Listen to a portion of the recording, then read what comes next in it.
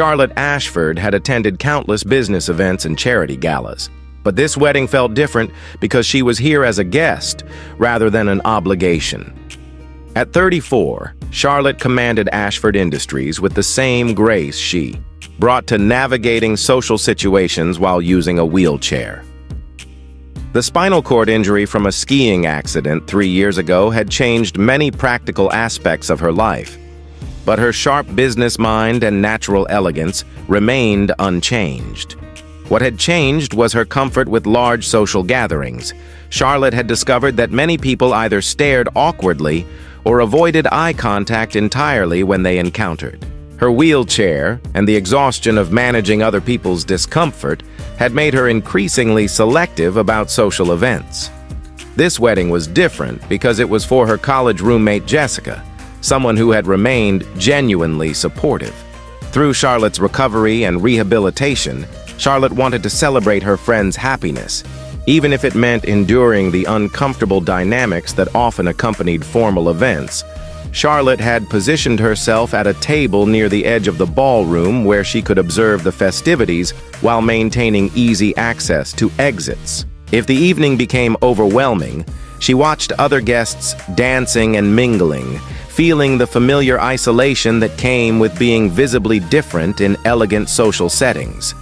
That was when she noticed the little girl the child appeared to be about 4 years old, wearing a purple dress and clutching a small stuffed animal.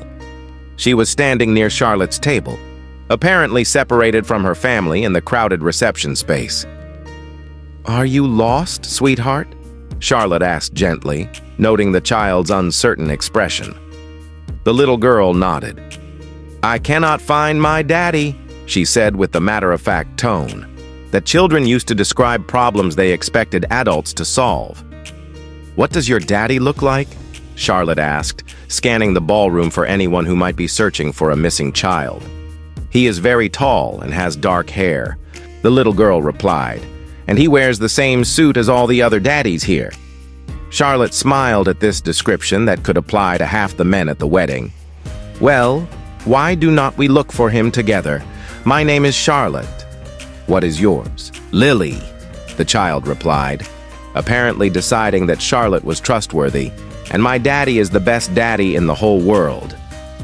Before Charlotte could respond, a man appeared at their table with the relieved expression of a parent who had been searching frantically Lily. "There you are," he said, kneeling down to her level. "I was looking everywhere for you, Daddy. This is Charlotte," Lily announced proudly. "She was helping me find you because I got lost." The man looked up at Charlotte with gratitude that seemed entirely focused on her kindness rather than her wheelchair. "Thank you so much for staying with her," he said. "I am Michael Torres, and I cannot tell you how grateful I am." Charlotte found herself studying Michael's face, noting the genuine warmth in his expression and the complete absence of the awkward discomfort she had learned to expect. "I am Charlotte Ashford," she replied. "It was my pleasure. Lily is delightful company." Michael appeared to be in his mid-30s, with the kind of natural confidence that made his formal attire look comfortable rather than stiff. More importantly, he was looking directly at Charlotte's face while speaking to her, engaging with her as he would any other person. As they talked, Charlotte learned that Michael was attending the wedding alone with Lily after his babysitter had canceled at the last minute. He worked as a pediatric nurse at Children's Hospital, which explained his natural ease with children and his obviously patient parenting style. "I hope you do not mind me saying," Michael said as Lily settled into the chair beside Charlotte, "but you handled that situation with Lily perfectly. Many people would have just directed her to find a wedding coordinator or security." Charlotte felt something warm in her chest at his recognition. Most people assume children and wheelchairs do. "Not mix well together," she admitted, "but I have always enjoyed talking with kids. They see the world so clearly." Michael nodded with understanding. "In my work, I see how naturally children adapt to different situations. Adults often struggle more with things that kids accept easily." As the evening progressed, Charlotte found herself drawn into conversation with both Michael and Lily. The little girl was charming and curious, asking thoughtful questions about Charlotte's wheelchair with the direct interest that seemed natural to her age. "Can I push you to the dance floor?" Lily asked with sudden inspiration. "I think you and Daddy should dance together." Michael's cheeks flushed slightly. "Lily, not everyone likes to dance," he said gently. "Actually," Charlotte said with surprise at her own boldness, "I would love to dance. I have not danced since my accident. But I have been curious about whether it was possible." Michael's face lit up with understanding. "I think we could figure it out together, if you are willing to experiment." What followed was unlike any dance Charlotte had ever experienced. Michael adapted naturally to her wheelchair, creating movements that felt graceful and joyful rather than awkward or forced. Lily appointed herself their dance instructor, offering enthusiastic guidance from the sidelines. For the first time since her accident, Charlotte felt genuinely included in a social celebration rather than just tolerated. Other wedding guests watched with obvious admiration rather than pity, and Charlotte realized that Michael's easy acceptance had somehow transformed the entire dynamic. As the evening wound down, Michael approached Charlotte with obvious nervousness. "Charlotte," he said, "I know this might seem forward, but would you be interested in having dinner with me sometime? Not as a thank you for helping Lily, but because I have genuinely enjoyed talking with you tonight." Charlotte looked at this man who had somehow made her feel desirable and interesting rather than inspiring or tragic. "I would like that very much," she said. The relationship that developed over the following months surprised Charlotte with its naturalness.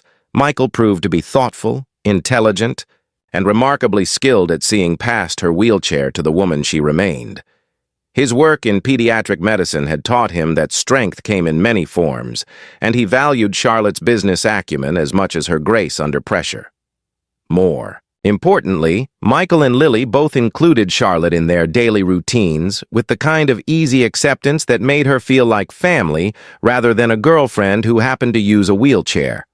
When Michael finally told Charlotte he loved her, it was after 8 months of building genuine trust and partnership.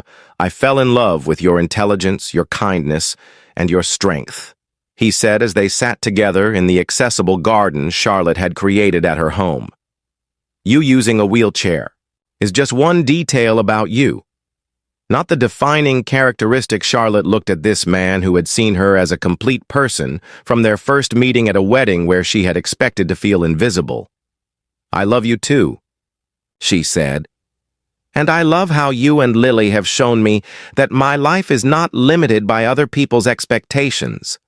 They married 2 years later in the same ballroom where they had first danced together, with Lily serving as flower girl and Charlotte wearing a custom dress designed to look stunning whether she was seated or standing at their reception. As Charlotte and Michael danced while Lily spun nearby in her own purple dress, Charlotte marveled at how a lost child had led her to find exactly the love she had stopped believing was possible. Sometimes the most beautiful connections happen when we stop hiding from situations that make us feel vulnerable and allow others to see us exactly as we are, trusting that the right people will recognize our worth regardless of circumstances. If this story touched your heart,